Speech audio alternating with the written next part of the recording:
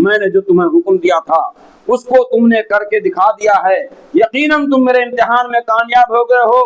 میرے مقابلے میں تمہاری بیوی اور اولاد کی محبت تمہارے دل میں ذرہ برابر بھی نہیں ہے۔ قد صدقت الرؤیا انا كذلك نجزي المحسنین، سنو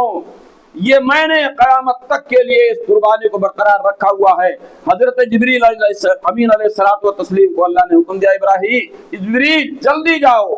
میرا نبی ابراہیم اپنے بیٹے کا گلا کاٹ رہا ہے، اس کا گلا کاٹنے سے پہلے جنت سے ایک دمبا لے کر کے جاؤ۔ حضرت جبریل امین علیہ الصلوۃ والتسلیم بڑی تیزی کے ساتھ آسمان سے دنیا پر اترے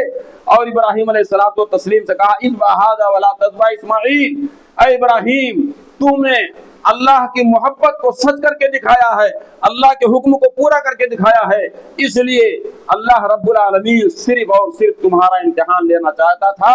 تم اس دمبے کو ذبح کرو، اسماعیل علیہ الصلوۃ والتسلیم کو ذبح نہ کرو۔ اللہ رب العالمین نے اسی سنت کو قیامت تک کے لیے برقرار کر دیا ہے، اور قربانی کے ایام میں یوم النحر جو آج ہے اور اس کے بعد ایام تشریق 11 12 13 یہ 4 دنوں میں اللہ رب العالمین کے ہاں سب سے زیادہ محبوب عبادت ہے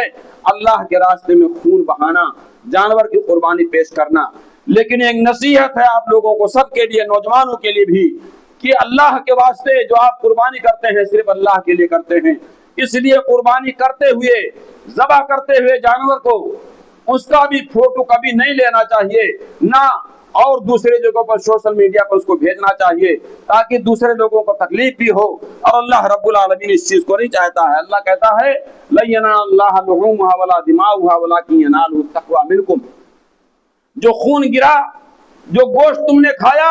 اللہ رب العالمین اس کو قبول نہیں کرتا ہے، وَلَكِنْ يَنَالُهُ التَّقْوَىٰ مِنكُمْ، جو تمہارے اندر تقویٰ ہے، ڈر ہے، اللہ کا خوف ہے، سنت ابراہیمیوں کو زندہ کرنے کا جذبہ ہے، اللہ رب العالمین صرف اور صرف اسی چیز کو قبول فرماتا ہے۔ تو میرے محترم بزرگ اور دوستو، جس کے پاس بھی طاقت اور سمائی ہو اللہ کے راستے میں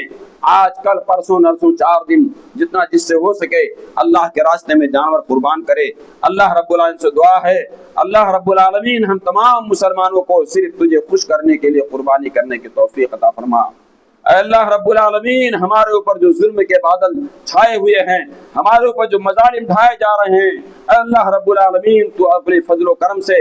ظالموں کے ظلم سے ہمیں محفوظ فرما دے۔ اے اللہ حاسدوں کے حسد سے ہم تمام مسلمانوں کو محفوظ فرما دے۔ اے اللہ رب العالمین ہمارے دلوں کے اندر ابراہیم و اسماعیل علیہ الصلوۃ والتسلیم جیسا سچا ایمان پیدا فرما دے۔ اے اللہ رب العالمین قربانی کرنے کی توفیق